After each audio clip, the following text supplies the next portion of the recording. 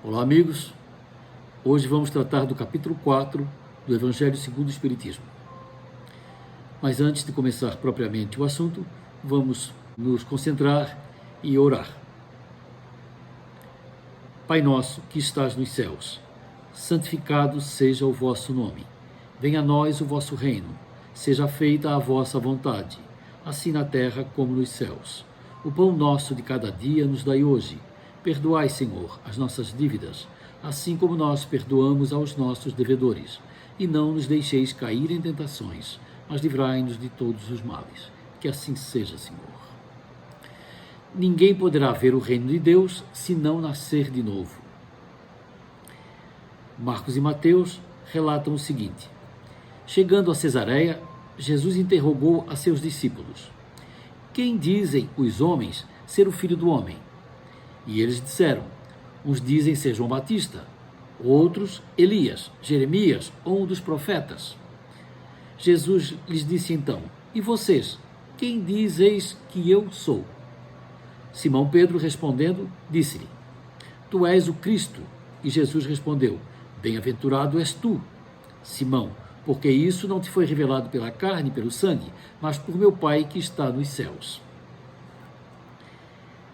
Lucas e Marcos relatam o seguinte: Herodes ouvia tudo o que se passava e estava em dúvida, porque diziam alguns que João ressuscitara dentre outros, que Elias tinha aparecido, e outros diziam que um dos antigos profetas havia ressuscitado. E disse Herodes: João Batista eu mandei degolar, então quem é esse de que ouço dizer tais coisas? Seus discípulos o interrogaram, dizendo: por que dizem então os escribas que é preciso que Elias venha primeiro? E Jesus respondeu: Elias deveria vir primeiro e restaurar todas as coisas, mas afirmo que Elias já veio. E não o reconheceram, mas fizeram-lhe tudo o que quiseram. Assim farão eles também padecer o Filho do Homem. Então entenderam os discípulos que Jesus lhe falara que João Batista era Elias. Isso é relato de Mateus e Marcos. Bom, o assunto hoje é reencarnação. Qual é a diferença entre ressurreição e reencarnação? A reencarnação era um dogma judeu com o nome de ressurreição, que é voltar à vida o corpo que já estava morto. Caso de Lázaro, por exemplo. Lázaro morreu, Jesus o ressuscitou. No Espiritismo, chamamos de reencarnação voltar em outro corpo. O caso de João Batista e Elias mostra que já havia a compreensão do retorno em outro corpo. Jesus disse: o que é nascido da carne é carne, e o que é nascido do espírito é espírito. Isso indica claramente que só o corpo procede do corpo e que o espírito independe desse. Essa passagem consagra o princípio da pré-existência da alma e, por conseguinte, da pluralidade das existências. Na Bíblia, Isaías, no capítulo 26, versículo 19, diz o seguinte: aqueles do vosso povo a quem a morte foi dada, viverão de novo. Aqueles que estavam mortos em meio a mim, ressuscitarão. A versão grega desse capítulo diz o seguinte: acabando os dias da minha existência terrena, esperarei, porquanto a ela voltarei. A ressurreição supõe o retorno da vida ao corpo que está morto. Assim era nos povos da antiguidade. Por isso faziam as múmias e juntavam todas as tralhas que eram pertencentes à múmia, porque acreditavam que ele voltaria com aquele corpo e precisaria ter todos aqueles aparatos, materiais para continuar a sua existência. Chegavam até a colocar junto na tumba os empregados, matavam os empregados e botavam junto. Na ressurreição ele já viesse com todos os aparatos que tinha e também com os mesmos empregados que tinha. Era uma ideia meio louca, mas era o que eles acreditavam. A ciência, por sua vez, demonstra que tal ocorrência é materialmente impossível, notadamente quando os elementos desse corpo já se acham, depois de algum tempo, dispersos e absorvidos pela natureza. Ou seja, não há possibilidade de você voltar no mesmo corpo, porque o corpo se desintegra. Você volta num corpo novo. A reencarnação é o retorno da alma ou o espírito para a vida corporal através de um novo corpo formado para ela. Esse novo corpo, portanto, nada tem de comum com o anterior. Pode-se falar em ressurreição de Lázaro, mas não a de Elias. Elias viveu antes de João Batista. Portanto, João era Elias, reencarnado, mas não ressuscitado. Reencarnação, podemos dizer reencarne-ação, ou seja, reagir na carne. A reencarnação supõe que você retorna para agir usando o corpo carnal. Porque qual é o propósito da encarnação? A encarnação, a nossa vinda a esse nível existencial que nós conhecemos aqui na Terra, ele é fundamentalmente para nós aprendermos a amar pelo exercício das emoções. Esse corpo que nós temos e a forma como nós vivemos aqui, nós vivemos emoções cotidianamente. E são essas emoções que fazem com que nós possamos refletir a respeito das coisas que estamos fazendo. Tem aí misturado o ego, tem aí misturado uma porção de coisa nesse arcabouço que nós precisamos entender, compreender e separar para poder entender o que é proveito para nós nessa existência e o que é meramente necessário para a sobrevivência do corpo físico. Nós precisamos trabalhar, nós formamos família, nós temos várias coisas que precisamos fazer para a manutenção do corpo. Mas nesse trabalhar cotidianamente, nós estamos sempre esbarrando nas situações, nos atritos que nós somos colocados para poder entender as coisas que estão acontecendo. Nós precisamos ir além dos atos cotidianos, corriqueiros, precisamos sempre estar percebendo o que está por trás dos nossos atos, o que está por trás dos acontecimentos e que podem nos trazer aumento das nossas virtudes, pode trazer o aprimoramento das nossas virtudes, que é em suma, aquilo que viemos aqui fazer na Terra. A reencarnação é, portanto, uma necessidade para nós nos aprimorarmos enquanto espírito imortal. Numa única existência, é impossível você se aprimorar. Numa única existência, você não tem como acrescentar e subir e chegar à angelitude. Você apenas dá alguns passos na direção do seu autoconhecimento e do seu aprimoramento. Na ideia da ressurreição, em que o indivíduo vive apenas uma vida, você também faz parte desse pacote de que você, ao morrer, você vai para um céu ou para o inferno, definitivamente. Você então tem uma única vida para poder sair do zero à angelitude. E isso, para nós, que já temos uma certa idade, isso dá para ver que isso é praticamente impossível. Numa existência, nós aprendermos tudo para poder atingir um nível elevado de conhecimento e de amadurecimento. É preciso viver muito mais. Então, o propósito da encarnação é aprender pelo exercício do amor. Na convivência diária é que nós vamos realmente avançando. Mas enquanto encarnados, vivemos a ilusão da separatividade. Nós precisamos atentar para isso. Nós acreditamos que existe um Deus no céu, que existimos nós aqui na Terra, que existem as outras pessoas e que nós somos um ser isolado no mundo. Algumas pessoas, inclusive, padecem de solidão, e essa solidão pode ser exacerbada, pode levar a algumas doenças psíquicas e doenças emocionais, porque o indivíduo se sente sozinho.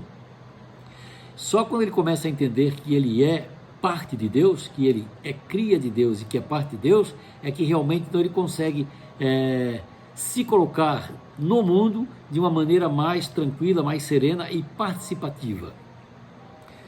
Para entender um pouco como funciona essa questão da separatividade, eu vou exemplificar com a observação que nós temos a respeito de um pé de maçã, por exemplo.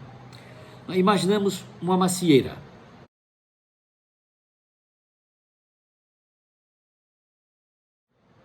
Quando olhamos para a macieira, nós vemos folhas, raízes, caule, flores e frutos. Tudo isso é a macieira.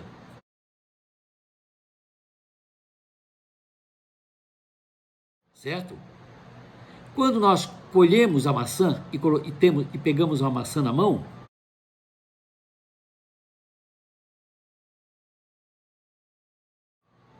o que nós temos na mão? A maçã ou a macieira? Nós podemos interpretar das duas maneiras.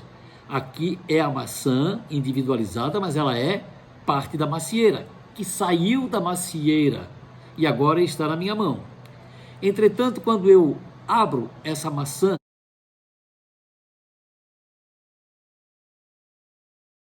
eu verifico que dentro dela tem sementes. Quando essa maçã cai ao solo, ela germina e ela cresce uma nova macieira, ou seja, ela volta a ser macieira. Entenderam como nós saímos de Deus e retornamos a Deus? Porque a semente que existe em nós, ou seja, o Espírito, ela está aqui presente, ela é parte de Deus e é para onde nós voltaremos quando nós crescermos. Nós voltaremos a ser um ser divino, voltaremos a ser um ser iluminado. Então nós vamos crescer e vamos voltar para a companhia de Deus, para a companhia do Pai, para a companhia dos Espíritos iluminados. Ou seja, nós não estamos perdidos na terra e nós não estamos isolados. Nós estamos junto com todas as maçãs que estão fora do pé. E todas retornarão para ser macieira novamente no futuro. Então, preste atenção, perceba que aquilo que bate dentro de você, aquele sentimento, aquele você mais profundo, que quando você está sozinho, está meditando, ou está apenas em silêncio, você sente que pulsa dentro do seu corpo. Você, o ser iluminado, o ser que tem força, o ser que tem inteligência, que tem capacidade de realizar, o ser que tem capacidade de progredir, o ser que veio para a Terra com seus dons. Lembram? Nós viemos para a Terra com dons. Esses dons que nós desenvolvemos durante a nossa existência, eles são o caminho que nós escolhemos para manifestar o nosso crescimento aqui na Terra. Nós viemos com os dons e através desses dons nós vamos manifestar a existência de Deus para o mundo. Quando nós estamos desenvolvendo os nossos dons, colocando eles para a humanidade, sim, porque os nossos dons existem para serem colocados para a humanidade, para compartilhar com todo mundo. Não temos os dons para ficarmos só para nós. Eu não sou um bom artista, um bom pianista para tocar música só para mim.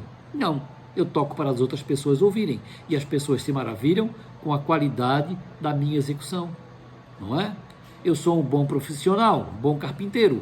Eu executo o trabalho para os outros, não trabalho só para mim. Também faço as minhas coisas na minha casa, mas faço normalmente as coisas para os outros. O meu dom, a minha força, a minha luz, a minha qualidade, a minha arte é colocada sempre à disposição da humanidade. Quando nós estamos conscientes disso, que nós estamos aqui realizando o trabalho para a humanidade, para entregar ao mundo, e evidentemente que com isso nós temos o retorno da energia que vem na forma de dinheiro para o nosso sustento, para a nossa manutenção, nós então ficamos no mundo de maneira muito confortável, trocando diariamente com o mundo. É essa troca diária que nos faz crescer cada vez mais. Quanto mais eu exercito os meus dons, a minha profissão, mais eu me torno um bom profissional, mais eu me torno um bom executor daquele dom. O meu dom se aprimora cada vez mais quando eu faço isso consciente, amorosamente. Quando nós temos um dom, nós colocamos para o mundo. Se nós fazemos isso com amorosidade, normalmente, geralmente, isso é feito, muito bem feito. Porque ali nós colocamos atenção e precisão naquilo que fazemos. O que acontece é que o produto final é sempre um produto muito bem acabado. E por isso ele é valorizado. Por isso as pessoas que se dedicam com afinco na sua profissão sempre são bem remuneradas e progridem naturalmente, até materialmente, na existência. Existem limites para reencarnação? Bom, o espírito reveste-se do invólucro apropriado à natureza do mundo onde ele pretende fazer a sua experiência. Nós aqui usamos esse corpo que tem essa densidade, que tem essa aparência, porque é apropriado para o tipo do planeta que nós estamos vivendo. Nós vivemos no planeta Terra, que é um planeta de provas e expiações, como vimos no capítulo anterior, e para esse tipo de experiência, esse corpo precisa dessa densidade. Os espíritos mais adiantados já têm uma densidade diferente e têm inclusive uma possibilidade de se locomover pelo espaço de maneira mais tranquila, mais natural. Os espíritos mais avançados se movem pelo pensamento. E isso nós podemos perceber quando fazemos experiência fora do corpo. Não é verdade? Na experiência fora do corpo, nós nos movemos por pensamento. Eu tive uma experiência fantástica uma vez em Gravatal, quando eu estava num daqueles hotéis e estava numa banheira de água mineral, tranquilamente ali relaxando. Eu, assim que entrei e me recostei na banheira, eu me apaguei e me vi saindo por um túnel. Achei estranho aquele túnel. Eu vi que no fim do túnel tinha uma luz verde. E eu disse, quero saber o que é isso. E imediatamente eu fui para a boca do túnel. E quando cheguei no túnel e saí, eu estava voando. Eu estava voando. E aí eu vi as montanhas que cercavam todo o espaço ali. Belíssimas. Aquele verde era o verde das montanhas. Eu olhei para baixo e vi uma coisa prateada saindo de mim. Depois entendi que era o meu cordão. O meu cordão que me liga ao corpo. Olhei para a direita e vi um lago. Lá embaixo tinha um lago. E eu disse, quero ir lá. Quando eu disse, quero ir lá, eu já estava dentro d'água. Pô, é rápido. E aí, deitado na água, eu tive a experiência mais fantástica da minha vida. Porque eu olhei para o céu e havia uma estrela luminosa no céu. E quando eu olhei e prestei atenção na estrela, ela explodiu. E no momento em que ela explodiu, eu fiquei solto no ar. Não havia nada para eu tocar, não havia nada para eu pensar, não havia pensamentos, não havia desejos, eu estava completamente conectado com Deus. Era eu e Deus. Foi a experiência mais gostosa e mais maravilhosa. Estava eu ali imerso naquela felicidade quando de repente escutei o barulho da bica batendo dentro da banheira e eu voltei para a banheira e fiquei ali assim um tempo absorvendo aquela experiência. E eu então aprendi que fora do corpo a gente se desloca pelo pensamento. Então os espíritos, quando não têm esse corpo para carregar, também se deslocam pelo pensamento. Então eles podem ir aonde quiser. Agora preste atenção. Quando você está pensando bem a respeito de alguém, você está junto desse alguém e está emanando uma boa energia para essa pessoa. Mas se você pensa mal de alguém, você também está junto dessa pessoa emanando energia ruim para ela. Então é preciso cuidar dos nossos pensamentos. Devemos considerar que no estado de desencarnado, isto é, no intervalo das existências corporais, a situação do espírito guarda relação com a natureza do mundo que o liga. A que o liga o grau de adiantamento, ou seja, fora do corpo, entre uma encarnação e outra, a nossa aparência, ela tem relação com a nossa última encarnação, ou seja, com aquele mundo ao qual nós estamos ainda ligados, ou com um novo mundo ao qual nós nos ligaremos. Assim, na erraticidade, é ele mais ou menos ditoso, livre e esclarecido, conforme está mais ou menos desmaterializado. Qual a necessidade da encarnação? Bom, sendo soberanamente justo, Deus distribui tudo igualmente por todos os seus filhos. Assim é que estabelece para todos o mesmo ponto de partida, os dons, as obrigações a cumprir e a mesma liberdade de proceder. Não há privilégios, mas a encarnação, para todos os espíritos, é apenas um estado transitório, quando iniciam a vida, como primeira experiência do uso que farão do livre-arbítrio. Os que desempenham com zelo essa tarefa transpõem rapidamente e menos penosamente os primeiros graus da iniciação, e mais cedo gozam do fruto de seus labores. Os que, ao contrário, usam mal da liberdade, retardam a sua marcha, e tal seja a obstinação que demonstrem, podem prolongar indefinidamente a necessidade da reencarnação, e é quando se torna um castigo. Porque, convenhamos, nós passamos aqui nesse tipo de existência que temos agora, de provas e expiações. É um constante atrito, é uma constante dificuldade, às vezes que precisamos superar para sobreviver e para poder nos movimentarmos com toda essa emocionalidade que nos acompanha. Às vezes não é fácil a gente ter que resolver e ter que administrar as situações que nos aparecem emocionalmente. Não é nada fácil. Então, se nós não levamos a sério o nosso trabalho, se não decidimos definitivamente que tudo aquilo que fazemos no cotidiano tem por princípio, tem por meta o nosso aprimoramento, nós vamos ficando. Uma existência, duas existências, três e assim indefinidamente, e não saímos nunca dos mundos de provas e expiações, ou seja, dos mundos onde a agonia é constante. Nós precisamos levar a sério o nosso desenvolvimento e prestar atenção naquilo que estamos aprendendo no cotidiano, no que estamos aprendendo em tudo aquilo que fazemos. Em tudo há aprendizado e é preciso incorporar esse aprendizado, é preciso nós darmos passos adiante para podermos ir para frente. A nossa existência, esse nosso trabalho contínuo, ele é como se fosse uma espiral, né? Que a gente gira e quando termina uma encarnação,